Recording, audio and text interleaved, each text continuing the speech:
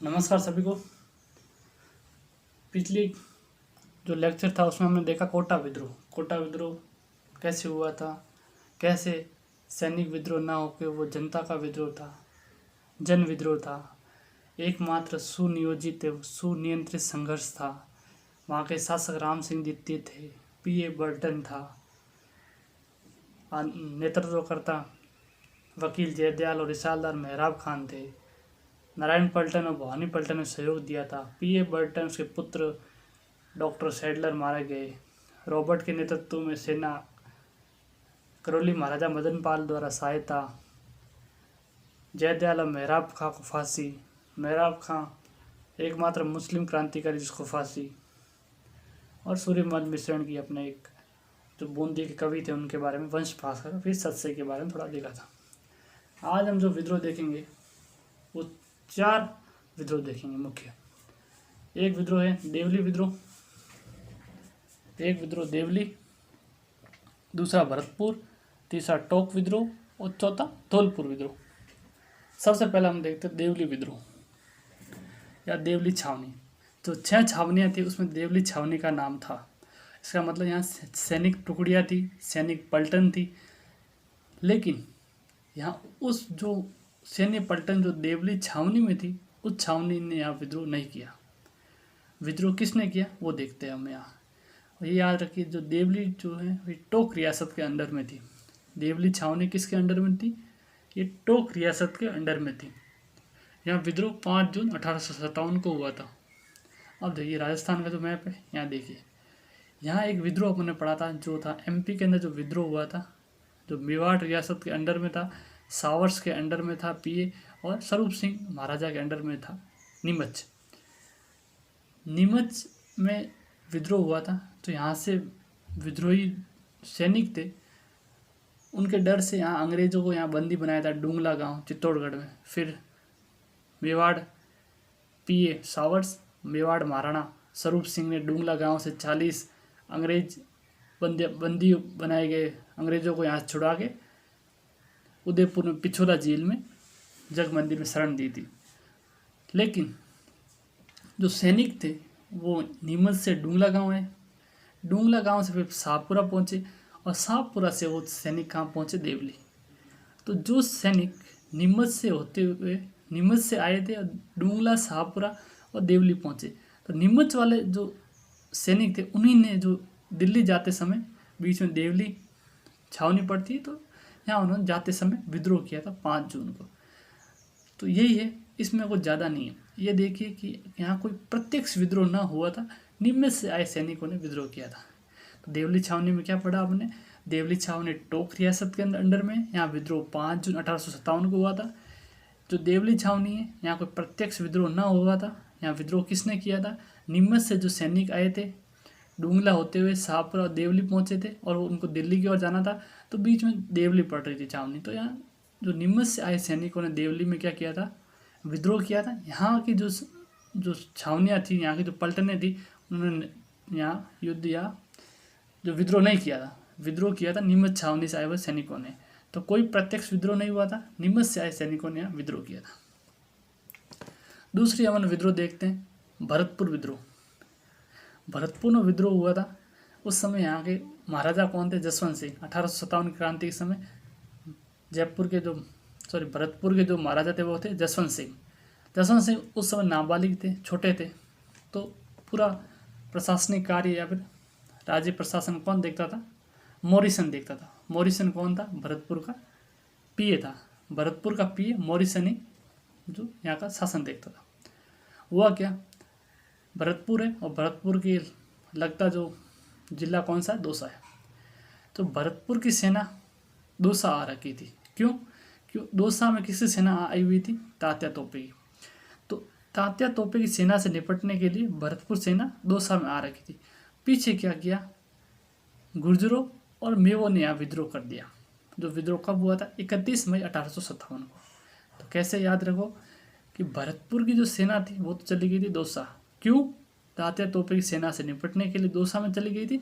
पीछे से यहाँ के गुर्जर और मेव, क्यों ये भरतपुर का जो एरिया है, भरतपुर, धौलपुर, करौली वाला, यहाँ गुर्जर और मेव जाति का बाहुल्य ज़्यादा है। जो मेव जाति है ये पहले हिंदू जाति थी, लेकिन वर्तमान में ये मुस्लिम तौर तरीके से जीती है, ने विद्रोह किया। मतलब यहाँ गुजरों और मेवों ने विद्रोह किया था पीछे से। सेना चली गई थी भरतपुर, क्यों गई थी? तात्या तोपे से निपटने के लिए दौसा में। 31 मई 1857 में विद्रोह हुआ। समझ आ गया भरतपुर विद्रोह क्या था? महाराजा जसवंत सिंह थे, नाबालिग थे, पीएम मॉरिसन था। भरतपुर की सेना दौसा गई हुई थी। क्यों गई हुई थी? तात्या तोपे से युद्ध करने के लिए। पीछे से यहाँ के गुर्जरों और मेवों ने क्या किया? विद्रोह किया। कब किया? 31 मई 1857 को। अब हम पढ़ेंगे टोक विद्रोह। टोक विद्रोह, तो टोक में जो विद्रोह हुआ था वो कब हुआ था? नवाब वजीरुद्दौला खां के समय हुआ था। नवाब उस समय कौन थे? 1857 की क्रांति के समय यहाँ का नवाब कौन था? वजीरुद्दौला खां था। टोक विद्रोह के बारे में याद रखिए, टोक एक मुस्लिम रियासत थी।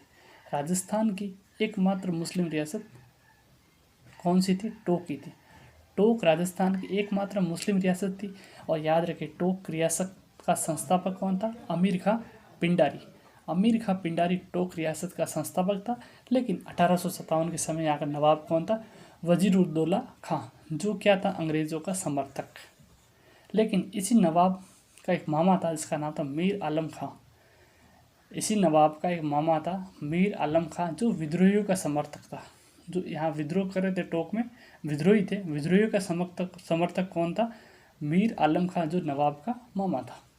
और इसी मीर आलम खां ने बहादुर शाह जफर, जो 1857 की क्रांति के मुख्य नेता थे, प्रमुख नेता थे, जो अंतिम मुगल बादशाह थे, उनका क्या किया? सहायता भी की थी उसने। और टोक के अंदर एक सामंत थे, इसका नाम था नासिर मोहम्मद खां। जिस समय तात्या राजस्थान में आए हुए थे, तो टोक रियासत जब अधिकार करने आया था, तो उस समय नासिर मोहम्मद खान ने टोक रियासत पर अधिकार करने के लिए तात्या तोपे का सहयोग किया। लेकिन उस समय पीए कौन था? जयपुर रियासत का। जयपुर रियासत के अंडर में थी टोक रियासत। तो यहाँ का जो पीए था ईडन ने क्या किया? इस विद्रोह का दमन किया। एक और वापस देखते हैं टोक रियासत। टोक में जो विद्रोह हुआ था, टोक राजस्थान की एकमात्र रियासत जो मुस्लिम रियासत थी। टोक रियासत के संस्थापक देखा जाए तो अमीर खां पिंडारी थे। लेकिन 1857 की क्रांति के समय यहाँ के नवाब वजीरुद्दौला खां थे, जो अंग्रेज़ों का समर्थक था। उनके मामा थे, उसका नाम था मीर आलम खां, जो विद्रोही के समर्थक थे। इन्हीं मामा मीर आलम खां ने बहादुर शाह जफर, अंतिम मुगल सम्राट, का सहायता की थी। और टोक एक सामंत है जिसका नाम था नासिर मोहम्मद खां, जिसने तात्या तोपे को टोक पर अधिकार करने के लिए सहायता की थी। इस विद्रोह को दबाने के लिए जयपुर रियासत के पीए थे ईडन ने इस विद्रोह का दमन किया। लास्ट विद्रोह हम देखते हैं धौलपुर विद्रोह। धौलपुर विद्रोह 27 अक्टूबर 1857 को हुआ था। यहाँ के राजा कौन थे? भगवंत सिंह। अब देखो क्या हुआ, जो धौलपुर है, यहाँ की कोई जनता ने विद्रोह नहीं किया, यहाँ के कोई सैनिकों ने विद्रोह नहीं किया। लेकिन विद्रोह कहाँ से किया? ग्वालियर और एमपी से 5000 विद्रोही सैनिक आए थे। ग्वालियर और इंदौर से 5000 विद्रोही सैनिक आए थे। कहाँ? धौलपुर में। इन विद्रोही सैनिकों का नेतृत्व किसने किया था? गुरजर देवा। गुरजर देवा के नेतृत्व में कौन कौन सैनिक आए थे? ग्वालियर के सैनिक और इंदौर के 5000 सैनिक आए थे। तो इन्होंने यहाँ विद्रोह किया था। लेकिन इस विद्रोह का दमन करने के लिए पटियाला नरेश आए थे। पटियाले से जो नरेश आए थे, उन्होंने यहाँ दमन किया। तो इसका मतलब ये एकमात्र विद्रोह ऐसा हो गया जहाँ विद्रोही भी बाहर से आए और दमनकर्ता भी बाहर से आए। समझ आया? एकमात्र जो विद्रोह है, एकमात्र विद्रोह जहाँ विद्रोह भी बाहर के लोगों ने किया और दमन भी बाहरी सेना ने किया। क्यों? बाहर से विद्रोही कैसे आए? यहाँ ग्वालियर और इंदौर से आए, तो ये बाहरी हो गए, राजस्थान के नहीं थे। और जो पटियाला है वो भी राजस्थान में नहीं है, वो भी बाहर से था। तो विद्रोह भी बाहर के लोगों ने किया और इसका दमन भी बाहरी लोगों ने किया। एकमात्र रियासत। सबके बारे में कुछ ना कुछ फेमस है, थोड़ा देख लीजिए। देवली के बाद क्या प्रसिद्ध है कि यहाँ कोई प्रत्यक्ष विद्रोह नहीं हुआ था, नीमच से आए सैनिकों ने विद्रोह किया था। दूसरा, यहाँ गुर्जर और मेवों ने विद्रोह किया था। मुस्लिम, एकमात्र राजस्थान की मुस्लिम रियासत कौन सी? टोक रियासत। और धौलपुर की रियासत का धौलपुर विद्रोह देख लीजिए, एकमात्र विद्रोह जहाँ से विद्रोह भी बाहर के लोगों ने किया था, दमन भी बाहरी सेना ने किया था। इस तरह हमने सारे विद्रोह पढ़ लिए। राजस्थान में जितने भी 1857 की क्रांति के समय विद्रोह हुए थे, वो सारे विद्रोह पढ़ लिए। पहला आपने देखा 1857 की क्रांति के कारण क्या थे, उस समय क्यों हुआ, एनफील्ड बंदूक के बारे में, अंतिम मुगल सम्राट के बारे में, डलहौजी की हड़प्पन नीति के बारे में पढ़ा। फिर हम पढ़े थे कौन कौन पीए थे, राजपूताना रेजिडेंस के बारे में पढ़ा था, गवर्नर जनरल के बारे में पढ़ा। फिर एजीजी जो एजेंट टू गवर्नर जनरल पढ़ा, उसके मुख्यालय देखा, अजमेर में था। फिर देखा माउंट आबू में ग्रीष्मकालीन मुख्यालय था। पहला एजीजी लोकेट था। क्रांति के समय जॉर्ज पैट्रिक लॉरेंस था। और फिर हमने 6 छावनियाँ देखी। छावनियों में पहली छावनी देखी अपने नसीराबाद छावनी, जहाँ पर सबसे पहली बार विद्रोह हुआ था। कब हुआ था? 28 मई 1857 को विद्रोह हुआ था। और यहाँ न्यूबरी की हत्या हुई थी। फिर नीमच विद्रोह पड़ा था। नीमच में एकमात्र छावनी जहाँ राजस्थान से बाहर थी। स्वरूप सिंह उस समय महाराजा थे मेवाड़ के, और उस समय पीए कौन थे? सावर्स थे। 40 अंग्रेजों को बंदी बनाने वाला घटना हुई, नूला गांव में हुई थी। फिर सावर्स और स्वरूप सिंह द्वारा उनको छुड़वाया गया। जग मंदिर में शरण दी गई, जग मंदिर जो पिछोला जेल उदयपुर में। फिर हमने एरिनपुरा विद्रोह पढ़ा। एरिनपुरा पाली में मारवाड़ के अंडर में था। तखत सिंह महाराजा थे, उनाल सिंह सेनापति था तखत सिंह का, और मैक मौसन वहाँ के पीए थे। 2 युद्ध पढ़े थे अपन ने, जिसमें बिथोड़ा का युद्ध और काला गोरा युद्ध, जिसको चेलावास का युद्ध बोलते हैं। तो दोनों युद्ध में कुशाल सिंह की विजय हुई थी। बहुत बड़ा पीए अधिकारी मैक मौसन मारा गया था, उसकी गर्दन को आहुआ के किले में टंगाई गई थी।